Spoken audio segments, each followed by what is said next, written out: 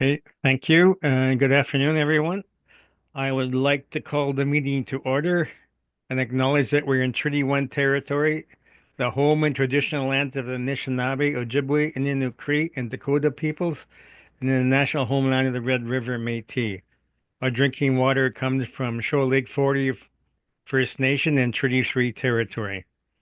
My name is Neil Harden. I'm chairing today's panel. Along with me are Gail Anderson and Brian Carlin. The assessor today is Jay Flood, and the administrative personnel is Fran Picato. We will be hearing applications for revision and assessment rule in accordance with the Municipal Assessment Act. The matters for which revision is requested have been described in each application and will limit discussion to those matters. The statements that are made at this hearing are sworn testimony, and anyone speaking to the matters must be sworn in. Be advised that comparisons of assessments of properties are not considered evidence of market value by the board. The board is appointed annually by council and is independent of it and the city administration. It makes its decisions on the basis of the evidence provided at this hearing and issues a written order that may be mailed to all parties as soon as possible.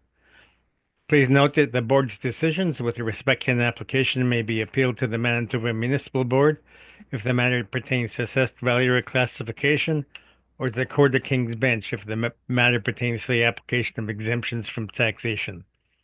Should you wish to appeal, information how to do so will be included with the board's order. With respect to the hearing process, I will confirm the points of appeal with your property to be addressed with each applicant following the swearing in. We will then have the assessor's testimony followed by questions the applicant may have, then the applicant's testimony followed by questions.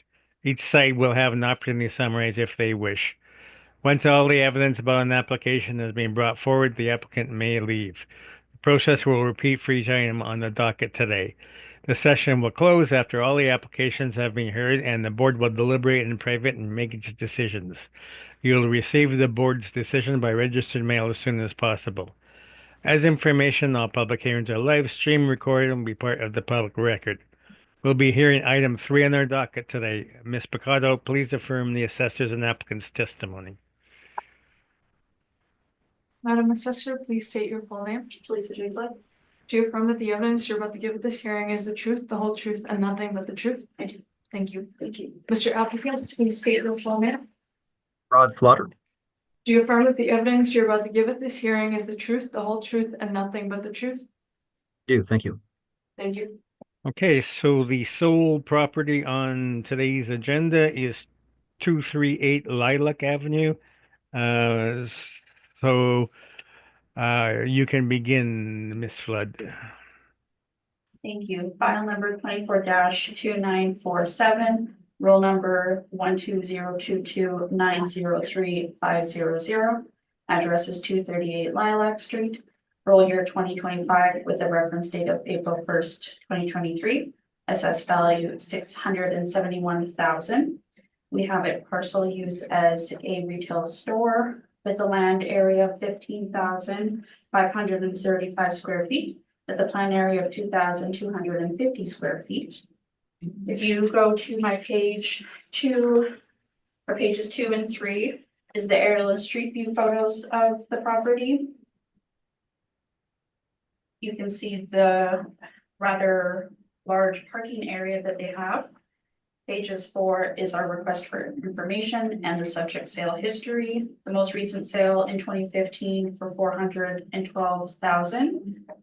With a brief review, it looked like it was between related parties. On page 5 is my rent comparables. They're all within the same market region. And the rents range from $16.33 to $22.68.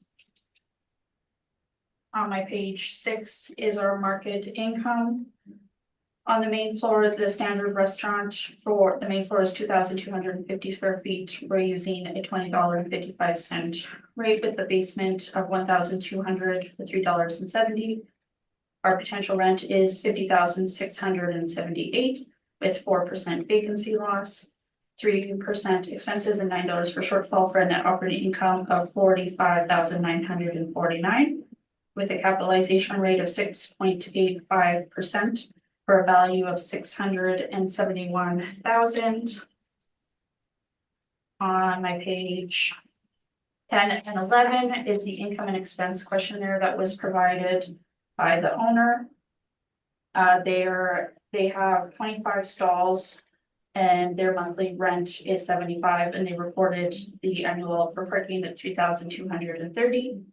For the rental information, the 4,000 a month they're collecting, so roughly 48,000 a year, which would be $21.82 for the rent.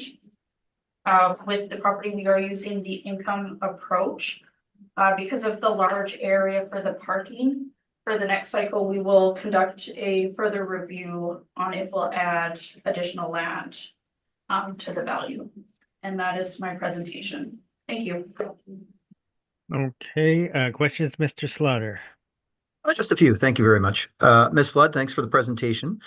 Just to confirm, the original year built of this structure is 1921. Is that correct? Yes, that's what we have. Yes. Okay. The basement space, are you aware that that is just a very rough storage in keeping with the age of the property and the fact it's not a finished space? You agree with that? Yes. Yeah, Okay. yeah. And that space is inclusive of the rent that you quoted, is that correct? If you go to my page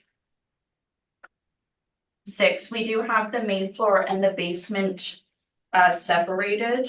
The basement, we do have 1,200 with a rent of $3.70. If we use both, the blended rate is $14.69. We generally will keep the basement depending as it's an amenity to the main floor business. We acknowledge that it wouldn't necessarily be leased out to a separate tenant, especially if it's in an unfinished state. Mhm. But we do have them separate for valuation purposes. I see. But on page 10, you mentioned the income and expense mailer completed by the owner, and the rent that they state, I think you mentioned it, 48,000 per annum.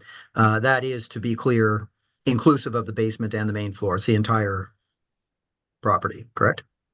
Yeah, the way that I would read it as their rent, they're just basing it on roughly the main floor. I believe it was 2,200 area, and we have the main floor as 2,250. Yeah, and that's common in the market that they would. It's the main floor typically that they'll be looking at. But on page 11 of the mailer, you'd agree that the owner has specified that this is in fact a semi-gross rent, correct? Right, yes. Okay. I think that's all the questions. Thank you. Thank you. All right, Ms. Anderson, questions? Yes, thank you for your presentation. My question as well relates to the rental rates. In looking at the owner's return, it reflects that there is the rent, 48,000, but then for the parking revenue. So in the model where the rents are generated for the valuation, would this encompass the parking rent? No, we don't have the parking included on the income workup. That would be something that we would do a further review on. Okay. That's my only question. Thank you very much. Thank you. Mr. Carlin? I just have one question. When I'm looking at your rent comparables, are those all restaurants?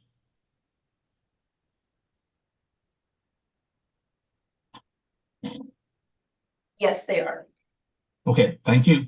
Thank you. Okay, I don't know if it matters to today's evaluation, but in the future, when you're doing your review, why wouldn't you just add the parking rather than go down the route of excess land when it is indeed being rented out for parking? I don't know. I don't have an answer to that at the moment. That's why we would do a review just to see would it be excess land or how we would do for the parking if there's revenue on it. All right. Thank you very much. So Mr. Slaughter, you can begin your presentation. Actually, Mr. Chairman, if you don't mind, I had some comments I wanted to make that would be a rebuttal, but following Ms. Anderson's and Mr. Carlin's questioning, I do have a couple other questions, if you don't mind, of the Sure, assessor. go ahead. Yeah, and that way I need not refer to it in a rebuttal. Okay. Ms. Flood, on page 5, back to the comparisons that were used. And it was asked if these were restaurants, and you said correct, they were. I just want to make sure for the board's sake that we understand what these are, if you don't mind. So if you could confirm that comparison number 1 is a very small coffee shop, only 822 square feet, in a property directly across from the Osborne Village Safeway. Is that correct? Correct. Yes. Yeah. And they have about 5 parking stalls in the rear. Is that correct? I'm not sure. No, that's fine. The second comparison is a strip mall at the corner of Cordon and Waterloo, and this is one of the tenancies. It's a Japanese restaurant, and you'd agree that this property, a strip mall, has about 16 stalls in total, correct? I believe they did have more parking, yes, than the one on River, yes. Okay. Similarly, 660 Osborne. This is a small restaurant in a strip mall with ample parking in the front, correct? From what I remember, I believe, but I'm not quite sure at the moment. Nope, no problem. And the fourth is 1822 Grant. That's another mid-century, small, like 3-tenant strip mall. The restaurant that you're citing here is a great Japanese restaurant, actually. But again, it has about 17 or 18 stalls in the front of this property, correct? Yes, for parking, yes. Yeah. And the last comparison is one that wouldn't have parking. It's right in Osborne Village. But are you aware that the listing for this lease was a turnkey lease? In other words, all the furniture and equipment and finishings, everything was included in that rent that they paid. Were you aware of that? I was not aware, no. Okay. And were you aware that this restaurant has 2 levels, and in addition to that, not part of the leasable area, which is common in the market, there is a basement storage as well? Were you aware of that? Yes, I am aware that for that one, that there is, it's an interesting building, that there is some of the basement space, yes. That's all. Thank you very much, Ms. Flood and Mr. Chairman. Thank you. Okay. Thank you. Thank you. So, any questions arising from that from the panel? No. Okay. So we will then proceed with Mr. Slaughter's presentation. Thank you very much, Mr. Chairman. If the panel may please turn to our direct evidence for the property. I'd like to start by saying a couple things. Number one, I commend Ms. Flood for the proactive approach that she took with this docket. She spent time carefully reviewing each file, and we were able to communicate both of our positions and reach settlement on every one. And this is the only one that we couldn't. And frankly, Mr. Chairman, I can understand Ms. Flood's concern. And since our conversation, I've gone back to the owner to talk about this. And if I could sum up really the whole fight, or the whole argument here is, should there be an additional value for parking? Now, my understanding was that this arm's length rent that is paid on a semi-gross basis by Frenchway to the owner, Montherzide, was inclusive of parking. I know this location well. It's a fantastic bakery that I attend. I also attend the food fair across the street. I've parked on this lot myself. And what Mr. Zede had confirmed to me is that, yes, I mean, it's expected that they should have parking in their lease, but there's no specified number of stalls. So there are 4 stalls of the 24 or 25 on site, depending if you include the one with the garbage bin on it, that Mr. Zede does lease out, and he reports that. There's 4 stalls that he leases out to a tenant that needed secured parking on the site. The rest is basically for the customers of the restaurant, but also the customers of the food fair across the street. And this is where it got a little different, because I thought to myself, okay, well then I can't really include all of the parking in the income valuation, which was my original intent, because in fact, a number of those stalls, and I know I've done it myself, parked there if I run across the food fair, are used by the customers of his own his own grocery store across the street. There's no income from that. And frankly, if we were to assume that there could be income, well, that should have been counted as a detriment to the income approach value for the food fair that was also on this docket. So you see, my conundrum here is that there's a desire to add income that there isn't being generated for the subject property, which is really attributed to the operations of the food fair across the street. So I'll go through very quickly the evaluation that I did, and then I'm going to describe the adjustment that I'd like to propose to the board now, recognizing the full information that I have. As Ms. Flood had mentioned, she had an aerial photo as well, and we have the French Way restaurant that you can see on page 6 is at kind of the north end of the site. So it's a little bit up Lilac from Corden, and it's an older building. It's been renovated over the years. The city's effective age is subjective, but they're saying 1965 versus original age 1921. It's a bakery / restaurant open for breakfast and lunch, and the basement is just unfinished storage, which is inclusive of their rent. There is then parking to the south and to the west side of the bakery. And on page 6, you can see the food fair is directly across on the opposite side of Lilac. So from an income approach standpoint, we're doing a fee simple analysis, but the textbooks, the appraisal textbooks and board decisions have all been clear on the item that when you're looking at market rent and you have an actual rent in place that checks all the boxes of being at market, that is, it's arm's length, it's not untypically motivated, et cetera, then that is probably the primary evidence that you would like to consider rather than using comparisons that could be widely varied. Again, the actual rent in place for the subject property is $48,000 per annum on a semi-gross basis. If I could ask the panel, please, to turn to page to the appendix, and I apologize, it looks like I didn't properly number the pages, but the income and expense mailer is the second last 2 pages in our presentation, and we've already talked about this in the city's presentation too, but I just want to make sure the panel sees the evidence. So on the second last page is the mailer itself, and the owner states, as been mentioned, $48,000 is the per annum rent. And then they showed that there's no recoveries outside of $3,230 for parking per annum, which is 4 stalls. That's it. And then they have the erosions of the expenses, and these are the expenses that they have to cover out of the rent collected: insurance for the building, professional fees, which will vary year to year, repair and maintenance, and the taxes of $18,000.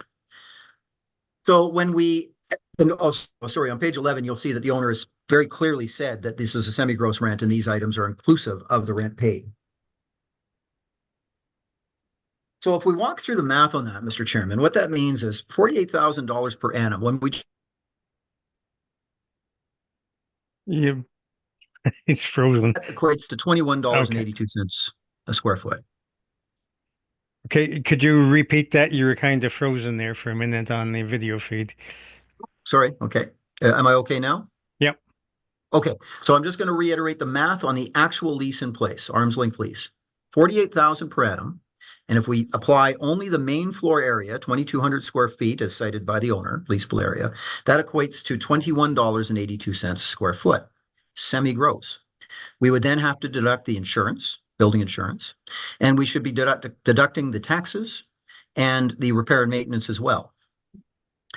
Even if we used half of those amounts, Mr. Chairman, with the assumption that some of it is attributed to the parking lot, that would bring the rent down to $15.23 a square foot on the main floor, the erosion. We have looked at comparisons in the marketplace as well to test this, and we have 23 comparisons. Of these comparisons, what you will find when you examine site-specific attributes of each comparison, you'll see that you can almost bifurcate suburban restaurants into 2 categories. There's other categories, of course. There can be tenant improvements, which inflate rents, or other factors. But what I find is really there's quite a difference between restaurants with substantial parking or significant parking, and those are typically ones in strip malls, shopping centers, or in a location with their own parking. And then those that have minimal parking. Comparisons 4, 6, 9 through 15, and 23 are all locations with relatively lower amounts of parking, under 10 stalls, let's say. Now, you also have a difference if you're on a main thoroughfare like Corton or Osborne or one of those. It's kind of more of the village atmosphere, very walkable, and there's parking along the main street, and you have higher visibility. You might have a higher rent in that case. That could be an extraordinary factor. But generally, these comparisons with limited parking, let's call it, are typically between $10 and $15 a square foot. When we look at all the comparisons and we look at anything over $15 a square foot, that isn't a major brand like a Starbucks or a McDonald's or something, they will typically be in locations with more significant parking. And I think I established that when we looked at the assessor's comps comparisons. So when we look at that and we understand the differences of the different types of comparisons, the rent being paid, arm's length again, we have no reason to doubt it. But when we net the actual rent down for the subject property, it makes sense with some degree of parking included. What we have done is applied $14 a square foot to the main floor, but then we added a rather excessive amount of $4.50 for the storage, which typically wouldn't be part of the leasable area. The city added less than that for that area. But the point is, if you take the total rent that we're applying of $36,200, that equates to $16.45 on the main floor. So again, I think by all the tests that we're doing, which is including the actual rent and understanding the actual rent, and looking at all of the comparisons and understanding those comparisons, we have an appropriate market rent at $36,200. And again, that includes some degree of parking. You wouldn't get that kind of rent on this location on Lilac unless you had some parking included. So originally, Mr. Chairman, the only difference from that point on in the city and our approach on the NOI was that I only included the income on a net basis for the stalls that the owner leases, the 4 stalls.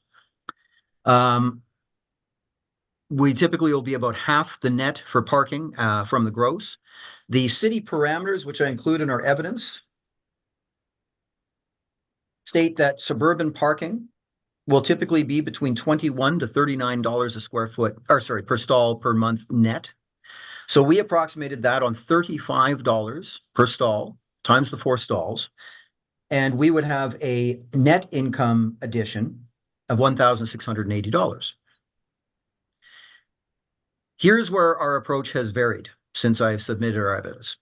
In talking to Mr. Zeed, I now understand that there is parking that the food fair customers can use as well. Certainly, the restaurant needs some parking, but there is customers from food fair. Now, my problem here, of course, is that we've already settled the value of the food fair, and it was based on rents that have parking. So for me now to add value on this site that's attributed to food fair, I think is kind of inappropriate in the big picture. But we're only talking about the subject. So what I've done, Mr. Chairman, is I've changed my analysis on the additional parking from the 4 stalls that are actually leased. Again, if he could get more, he would get more. He needs this parking for his 2 operations. He needs to give parking to his tenant as part of their rent, and he also has his customers across the street. So if we take half of the remaining stalls and attribute it equally between the 2, the food fair and the leased restaurant, we would then be adding for 15 stalls in total, rounding, because I'm assuming 25 now.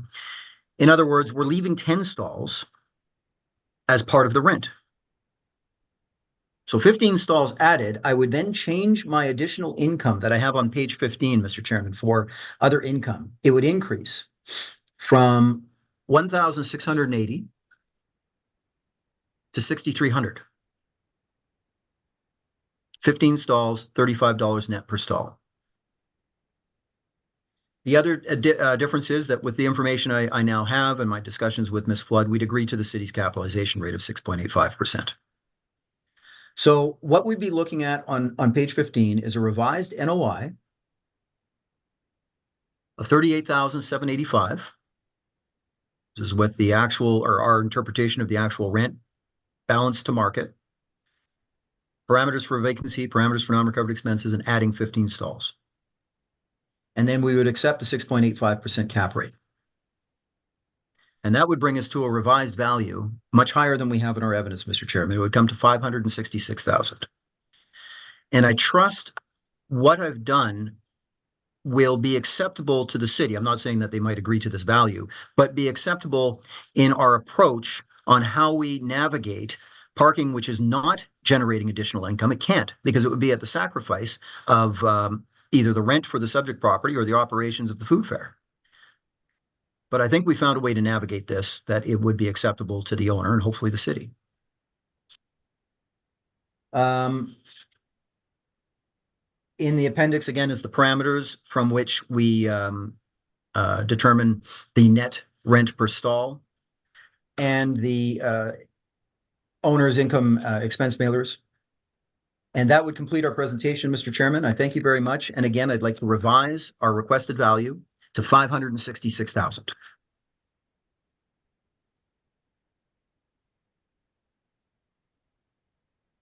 All right. Questions, Ms. Flood? My questions were related to the parking, but I believe they were answered. Thank you. Okay, Mr. Carlin.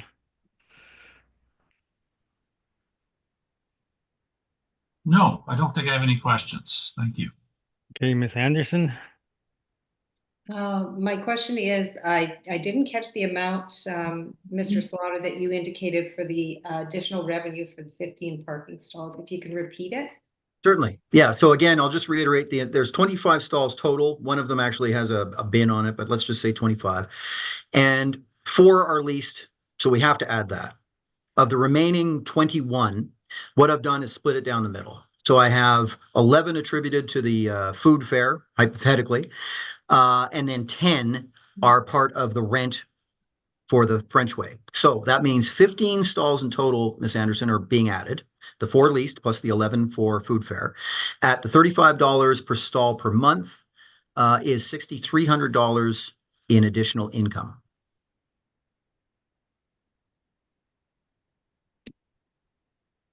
Okay.